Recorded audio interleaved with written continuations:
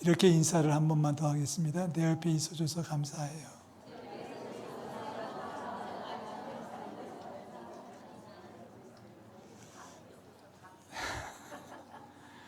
권사님이 지금 뭐라고 하셨냐면 내 앞에 서 있어서 감사하다고 그랬어요.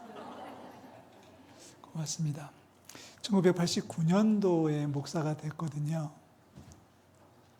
벌써 꽤 오래된 세월이 지났습니다. 1989년에 목사가 되고 돌아보면 한 주도 교회를 떠나서 살았던 적이 없었던 것 같습니다. 목사로 평생을 살아가고 있는데 목사가 돼서 성도들한테 제일 자주 듣는 질문이 하나가 있어요. 성도들이 제일 많이 하는 질문이 있습니다. 그것은 이런 질문입니다. 목사님, 제 믿음은 왜 맨날 요 모양일까요? 그런 질문을 참 많이 듣게 됩니다. 왜 제 믿음은 자라지 않을까요? 제 믿음 왜 날마다 부족할 수밖에 없을까요? 어떻게 하면 믿음이 자랄 수 있을까요? 라는 질문을 제일 자주 많이 들어왔습니다. 지난 30년 동안의 목사를 살아오면서 느껴졌던 제 경험상에 들려지는 얘기예요. 왜 내 믿음이 이렇게 작을까요? 맨날 요 모양일까요? 어떤 분은 저한테 와가지고 그렇게 얘기하시더라고요. 목사님, 제 믿음이 왜 맨날 요 꼬라질까요? 이렇게 말하는 분도 있었습니다. 근데 제가 볼 때 정말 믿음이 형편없는 분들도 있습니다. 그런데 놀라운 사실 하나는 지난달만 하더라도 믿음이 참 좋았다라고 생각했는데 어느 날 갑자기 믿음이 떨어지는 경우도 있고요. 저분은 믿음이 참 약했다라고 생각했는데 어느 순간에 믿음이 확 살아 올라오는 경우도 있고요. 그래서 얘기합니다. 믿음은 살아 있습니다. 세상 표현이 돼서 죄송합니다만 믿음은 생물인 것 같습니다. 생명력이 있다는 뜻이죠. 어떤 돌이나 어떤 나무 조각이 아니란 뜻입니다. 그냥 새겨놓은 어떤 조각물이 아니라 살아있기 때문에 믿음이 자랄 수도 있고 믿음이 식어질 수도 있고 심지어는 믿음이 죽을 수도 있고 없어질 수도 있고 그러다가 또 부활할 수도 있고 그러다가 또 사라질 수도 있고 또 부활하고 하면서 계속 반복하면서 믿음 생활 하시는 분들이 많이 있습니다. 그래서 나오는 질문이 그거예요. 제 믿음은 왜 맨날 있었다가 없었다가 좋았다가 나빴다가 반복을 할까요? 이런 질문을 던집니다. 여러 가지 처방이 가능하겠습니다. 여러 가지 해석이 가능할 텐데 해결 방법도 여러 가지 있겠지만 오늘은 이렇게 말씀을 드리고 싶어요. 믿음의 두 날개를 장착하십시오라고 말씀드리고 싶습니다. 믿음의 두 날개는 한쪽은 감사하고 한쪽은 기도입니다. 우리가 믿음을 자라게 하기, 믿음이 좀 더 안정되게 하기 위해서, 믿음이 좀 더 강해지기 위해서 할 수 있는 방법은 더 많이 감사하시고 더 많이 기도하십시오. 여러 가지 방법이 있겠습니다. 오늘은 그렇게 말씀드리고 정리를 하려고 합니다. 더 많이 감사하고 더 많이 기도할 때 믿음이 자리를 잡을 수 있습니다. 마치 새가 그렇지 않습니까? 새가 크다는 얘기는 높이 나른다는 얘기고 빨리 나른다는 얘기인데 새가 높이 나르고 빨리 나르려면 날개가 커야 되는데 조건이 하나 있습니다. 날개가 반드시 두 개가 다 있어야 됩니다. 한 개만 갖고서는 새가 날 수가 없습니다. 날개가 똑같이 있어야 되고 양쪽이 균형이 잡혀야 되고 건강해야 되고 힘이 있어야지만 새가 날아갈 수 있는 것처럼 우리 믿음 생활도 마찬가지입니다. 믿음 생활도 감사가 있어야 되고 기도가 있어야 됩니다. 감사는 있는데 기도가 없다? 믿음이 생기지 않습니다. 기도는 많이 하는데 감사가 없다? 믿음이 자라날 수가 없습니다. 감사도 하고 믿음도 하고 균형이 잡혀 있을 때 우리의 믿음이 자라나는 줄로 믿습니다. 감사는 이미 지나온 날들에 대한 평가입니다. 한번 따라 하시겠습니까? 감사는 지난 날들에 대한 평가이다. 어제를 어떻게 보내셨습니까? 어제 저녁에 주무시면서 그날 하루를 평가해 보셨습니까? 어떤 분들은 오늘 내가 잘했어, 정말 좋아 이렇게 얘기할 수도 있고 어떤 분들은 오늘 내가 실수를 많이 했어, 오늘 정말 기분 나빴어 이렇게 말하면서 하루를 마감할 수 있습니다. 한 달도 마찬가지예요. 6월 한 달을 마무리 지으면서 감사할 수 있고 불평할 수가 있습니다. 지난 반년을 마감하면서 감사할 수 있고 불평할 수 있습니다. 인생을 마무리 지으면서 감사하는 사람이 있고 어떤 분들은 씩씩거리면서 불평하는 분들이 있을 수 있습니다. 여러분 아시지 않습니까? 감사하는 사람이 행복한 겁니다. 감사할 수 있다는 자체만으로도 행복한, 내가 뭘 많이 얻어서 행복한 게 아니라 이미 얻은 걸 가지고도 충분히 감사할 수 있기 때문에 그것 자체로만으로도 행복할 수 있다는 겁니다. 저는 병원에 가서 볼 때마다 느끼는 건데요. 언젠가 한번 병원에 갔더니 그 의사가 회진을 돌아요. 회진을 도는데 이제 환자한테 물어보잖아요. 이것도 물어 저것도 물어보는데 앞에서는 쌩얼쌩얼 잘 얘기했는데 의사가 떠나고 나니까 저한테 이렇게 얘기하는 환자가 있었어요. 목사님, 저 의사는요 못돼 먹었어요.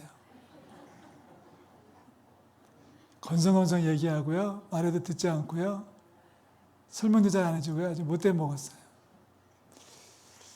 저는 그래서 그날 저녁에 그렇게 기도했습니다. 하나님, 그 아무아무개 성도를 고쳐 주시옵소서는 기도는 안 되더라고요. 차라리 그 기도보다 더 빠르고 신급한 기도는 뭐냐면, 하나님, 저 아무아무개 성도에게 감사하는 마음을 허락해 주시옵소서. 의사가 그런다는 말을 들었습니다. 회진을 돌거나 진찰한 다음에 의사하고 헤어질 때 고맙습니다 하고 돌아가는 환자는 치료가 된다는 환자고요. 똑같은 병 같아도 환자가 돌아서면서 불평하고 원망하고 욕하는 환자는 치료가 안 되거나 더디거나 그렇습니다. 그렇지 않겠습니까? 예배를 마치고 헤어질 때 목사에게 고맙습니다라고 인사하는 신자는 훌륭한 신자이고요. 돌아서는 신자가 저한테 따지고 들면, 또 반대도 가능하겠죠. 목사가 따지고 들면 당신은 왜 졸았습니까? 라고 하면 그래도 주무시는 분이 계신가요? 예배 시간 내내 졸기만 했지 당신 말이야 이렇게 제가 말한다면 제 영혼이 병들 거예요. 근데 사실 따지고 보면 깨어있을 시간이 훨씬 더 많았거든요. 그렇게 얘기해야죠. 깨어있어서 너무 감사해요. 설교하는 시간 내내 안 주무셔서 감사해요. 그래도 요만큼은 깨어있어서 감사해라고 말하면 목사의 정신건강도 좋고 신자의 정신건강도 좋아질 줄 믿습니다. 옆에 있는 분들 다시 한번 인사할게요. 내 옆에 있어줘서 감사합니다. 한 번 더 할게요. 이렇게 얘기하신 다음에 꼭 물어보셔야 돼요. 진짜로까지 붙이셔야 됩니다.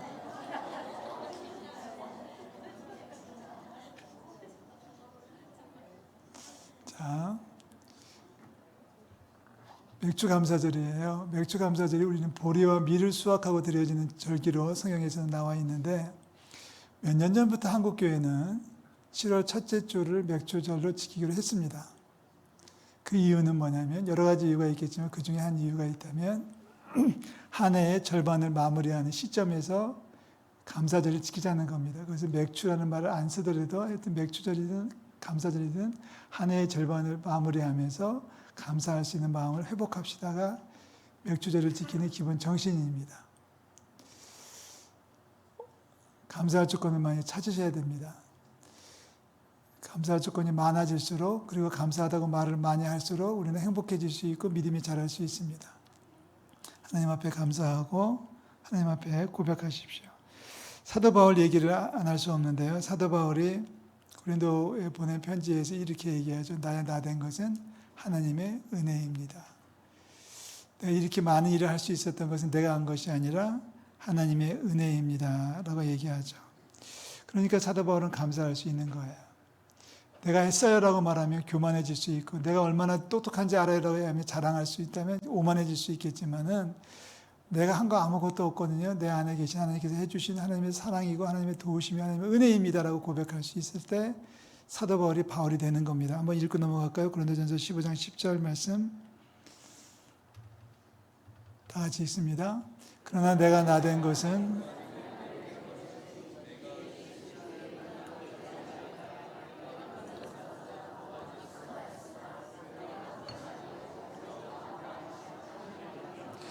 바울만큼 교회를 많이 세운 사람이 없어요. 바울만큼 회심자를 많이 얻은 전도자가 없습니다. 바울만큼 편지를 써서 교인들에게 덕담을 나누었던 사람도 없습니다.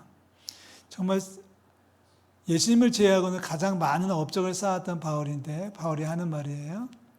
내가 나된 것은 내가 잘해서가 아니라 하나님의 은혜였습니다. 하나님의 은혜였기 때문에 나는 감사할 수밖에 없다는 고백을 지금 하고 있는 거예요. 그렇게 많은 업적을 세웠으니까 얼마나 훌륭하십니까? 정말 당신 훌륭합니다라고 말할 때 사도 바울이 답하는 겁니다. 내가 한 것이 아무것도 없고요. 내 안에 나와 함께 하신 하나님께서 도와주신 겁니다라고 고백하는 겁니다. 우리 반년의 삶을 감사하면서 우리가 속상한 것도 남아 있을 수 있어요. 그런데 여기 와 계시잖아요. 여기 와 계시잖아요. 살아 있잖아요. 믿음이 없는 것 같은데 그래도 믿음을 지킨다고 여기까지 와서 예배하고 계시잖아요. 이 자체만으로 충분히 감사할 수 있고 충분히 하나님 앞에 영광이 될 줄로 믿습니다. 한쪽 날개입니다. 믿음이 자라기 위해서, 믿음으로 살기 위해서 한쪽 날개는 감사라는 날개를 달았다면 이쪽은 기도입니다. 기원전 850년에 모압, 암몬, 마온 족속이 유다를 쳐들어오지 않습니까? 어느 한 나라끼리 싸워도 1대1로 싸워도 이길까 말까 한데 지금의 이란, 이라크, 사우디, 시리아가 함께 모여서 이스라엘을 침공을 했습니다. 어마어마한 대군을 정예화된 군사를 들고서 들어왔을 때 유다 임금 여호사밧이 깜짝 놀랍니다. 그래서 사람들을 소집해요. 싸울 만한 사람들을 소집했더니 사람들이 그래도 얼추 모였는데 숫자도 적지만 무기도 형편없습니다. 적들은 갑옷을 입고 오는데 우리는 지금 농사하다 말고 양치다 말고 막대기 들고 꽃갱이 자루 들고서 나와가지고 싸우겠다고 지금 모였습니다. 여호사밧이 황당했습니다. 그런데 여호사밧은 밀려오는 적군들을 보는 게 아니라 적군들을 물리쳐 주신 하나님을 보는 거예요. 이게 기도입니다. 문제를 보는 게 아니라 문제를 해결하신 하나님을 바라보는 게 기도의 원리입니다. 여호사밧이 단위에 서서 이렇게 얘기합니다. 기도합시다. 그러고서 하는 얘기가 역대하 20장 6절에 기록이 되어져 있죠. 다 같이 읽어보겠습니다. 20장 6절. 우리 조상들의 하나님 여호와여, 주는 하늘에서 하나님이 아니시나이까? 이방 사람들의 모든 나라를 다스리지 아니하시나이까? 주의 손에 권세와 능력이 있사오니 능히 주와 맞설 사람이 없나이다. 지금 세 나라가 연합을 해가지고 엄청난 대군을 이끌고 지금 엔게디까지 도착했거든요. 엔게디까지 왔다는 얘기는 우리 주로 말하면 이제 남트령을 넘고 있는 거예요. 이제 하루길이면 서울시청이 한마되는 순간인데 여호사밧은 지금 눈앞에 펼쳐져 있는 걸 보니까 너무 한심해요. 싸운다고 유대 남자들이 모였는데 옷도 그렇고 똑바로 서지도 못하고 서 있는 자세도 삐딱하고 의기도 없고 사기도 떨어져 있습니다. 그러니 여호사밧이 기도합니다. 하나님은 온 세상을 다스리신 하나님이 아니십니까? 그러면서 기도의 마지막에 이렇게 기도하죠. 역대하 20장 12절 여러분 잘 아시죠? 역대하 20장 12절 마지막 기도입니다.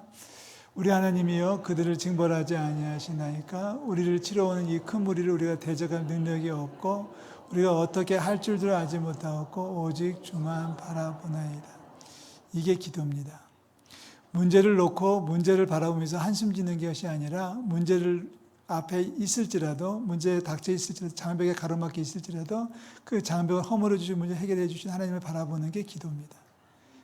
그 앞날을 바라보면 기도할 수 있어야 되는 거죠. 사람들 앞에 무릎 꿇지 않아요. 문제 앞에 무릎 꿇지 않습니다. 여호사밧은 대군들 앞에 무릎 꿇고 항복이라고 외치지 않았습니다. 대신에 여호사밧은 대군을 물리쳐 주실 줄로 믿고 하나님 앞에 무릎을 꿇었습니다. 주만 바라봅니다라고 고백하는 것이 기도입니다. 사랑하는 성도 여러분, 이제 후반기를 시작합니다. 왜 이렇게 날씨가 더운지 모르겠습니다. 그래도 견뎌낼 수 있음에 감사드리고요. 그래도 경제가 어렵다고 하지만 먹을 것이 떨어지지 않았음에 감사드립니다. 아직 그런 보고를 제가 못 받았어요. 집에 먹을 것이 없습니다. 굶어 죽어가고 있는 사람이 우리 교회 안에 한 명도 없어요. 있으면 알려주십시오. 우리가 도와야 되겠죠. 먹을 것도 있고 입을 옷도 있고 예배할 공간도 있고 예배할 수 있는 믿음도 있고 힘들다고 하지만 예배할 수 있도록 달려올 수 있는 다리도 주셨고 힘도 주셨습니다. 믿음도 주셨습니다. 자, 우리가 할 수 있는 일은 이제 믿음을 가지고 기도하면서 우리 앞에 당한 문제를 헤쳐나가는 저와 여러분들 되시기를 주의 이름으로 축원합니다. 기도입니다. 사도 바울은 감사와 기도를 거의 묶어서 얘기하죠. 오늘 고린도서 4장 2절도 마찬가지예요. 기도를 계속하고 기도에 감사함으로 깨어있어요. 저는 이 말씀이 너무 좋아요. 이 말씀은 기도를 중단하지 마십시오. 기도를 포기하지 마십시오. 하나님을 붙잡고 나아가십시오. 그런데 기도할 때마다 감사를 잊지 말아 주십시오. 기도할 때마다 감사를 깨어 있으십시오. 이렇게 얘기합니다. 아무것도 염려하지 말고 다만 모든 일에 기도와 간구로 너희 구할 것을 감사함으로 하나님께 아뢰라. 빌립보서 4장 6절에 해주신 말씀이죠. 염려하지 말고 기도할 때에 감사함을 하나님께 아뢰라. 여러분 기도할 때 감사가 곁들여져야 됩니다. 우리는 지금 순간을 살고 있어요. 지금 12시 15분 막 지나고 있는데 이제 조금 있으면 이 시간이 과거로 흘러갈 겁니다. 지금은 현재지만 조금 있으면 과거가 될 것이고요. 조금 있으면 또 새로운 미래가 딱 우리에게 밀려올 것입니다. 결국 감사와 기도는 끊임없는 작업이 돼야 되는 거죠. 오늘 하루만 할 게 아니라 우리가 살아있는 동안에 아마 마지막 순간에 하나님 앞에 예배할 수 있다면 좋겠습니다. 정의자 집사님이 소천하셨는데 한 달쯤 전에 집에 방문 신방을 가서 예배를 드렸거든요. 그때 그렇게 얘기하셨어요. 건강해져서 한번 교회당 꼭 갈 겁니다. 저와 약속했는데 결국 못 오셨어요. 대신에 교회가 갔어요. 신방을 몇 차례 가서 예배를 드렸습니다. 그리고 마지막 예배할 수 있어서 너무 감사합니다. 자녀들이 예수 믿는 자녀들이 없어가지고 참 힘들었지만 그래도 예배할 수 있으면 감사드리고 참 하나님께서 묘하게 역사하시더라고요. 목요일 날 밤에 이제 빈소를 방문했는데 그렇게 얘기하더라고요. 자기들끼리 알아서 하겠다고. 아무도 예수를 안 믿으니까. 근데 이제 그 소식을 들은 이모인지 외숙모인지 미국에 사시는 분들, 저희 교회도 몇 번 왔다 가신 분들이 무지하게 화를 내셨나 봐요. 목사님 모시고 예배해야 된다 그래서 입관 예배하고 바른 예배까지는 했습니다. 예배하면서 그런 얘기 했습니다. 사람에게는 세 가지 삶이 있다. 육체로 사는 삶이 있고 기억 속에 사는 삶이 있고 하나님 나라의 삶이 있다. 지금 다 육체를 가지고 계신데 제가 이 얘기를 드리는 이유는 감사하라는 얘기입니다. 지금 이 자리에 와 계신 것만으로도 충분히 감사할 수 있다는 얘기예요. 자, 문제 낼게요. 몇 개인가요? 이 세 개라고 하는 분은 좀 공부를 좀 더 해야 될 것 같아요. 아니 감춰져 있는 접은 게 세 개가 아니라 펴진 게 몇 개예요? 보이시나요? 볼 수 있으면 감사하십시오. 아멘. 감사할 수 없는 사람은 세상에 한 명도 없습니다. 발이 두 개였지만 하나를 잘라냈더라도 하나 남은 것 때문에 감사할 수 있어야 됩니다. 오늘 칼럼에 썼죠. 발이 두 개였다면 하나 남았으면 감사하고 만약에 두 개를 다 잘라냈다면 그래도 지금까지 두 개 갖고 살아왔음에 감사할 수 있고 감사하시고 또 기도하시고 자 감사하지 못할 인생이 없다고 말씀드렸는데 기도하지 못할 문제는 없습니다. 왜요? 하나님은 살아 역사하시고 우리 인생과 모든 역사를 주관하시는 살아계신 하나님이시기 때문에 모든 문제는 다 가지고 나와서 하나님 앞에 기도할 수 있습니다. 문제를 놓고 굴복하지 마십시오. 문제 때문에 머리 숙이지 고개 숙이지 마시고요. 문제 위에 군림하신 문제 장벽 위에 서 계신 예수님을 바라보고 예수님을 찾으시면 돼요. 늘 하는 얘기입니다. 여러분 이 말씀을 그냥 흘려보내지 마세요. 사람 앞에 무릎을 꿇으면 하나님을 잃어버릴 수밖에 없습니다. 근데 하나님 앞에 무릎을 꿇으면 사람 앞에 무릎을 안 꿇을 거예요. 저는 이 말을 참 좋아하는데 한번 따라 하시겠어요? 하나님 앞에 무릎 꿇으면 사람 앞에 무릎 안 꿇는다. 자, 이제 가을에 어떤 일이 더 벌어질지 모르겠습니다. 많은 일들이 주어질 것이에요. 교회적으로도 할 일이 많이 있고 가정적으로도 할 일이 많이 있습니다. 해결해야 될 문제가 많이 있는데 문제를 놓고서 할 수 있다 없다를 따지지 마시고요. 문제를 끌고 가신 하나님 앞에 무릎을 꿇으시면 사람 앞에 굽실거리는 일이 없을 줄로 믿습니다. 하나님 앞에 고개를 숙이시고요. 사람 앞에는 당당하십시오. 하나님 우리 편이십니다. 그러니까 감사하죠. 감사하니까 또 기도할 수 있죠. 하나님의 은혜이니까 또 기도할 수 있고 하나님의 은혜니까 감사할 수 있고 감사와 기도는 우리를 지탱해주는 믿음의 날개입니다. 하나만 가지고는 어림도 없습니다. 만약에 우리 가운데 불평하는 분이 계시다면 빨리 불평을 끊으셔야 됩니다. 불평을 끊고 감사하시고요. 자, 그래서 한 번 더 얘기합니다. 옆에 앉아 있어 준 것이 너무 감사한 거예요. 유행가 가사 같은데 좀 그렇긴 합니다. 내 옆에 있어줘서 너무 감사한 겁니다. 이렇게 인사하겠습니다. 내 옆에 있어줘서 감사합니다. 계속해서 내 옆에 있어주세요. 자,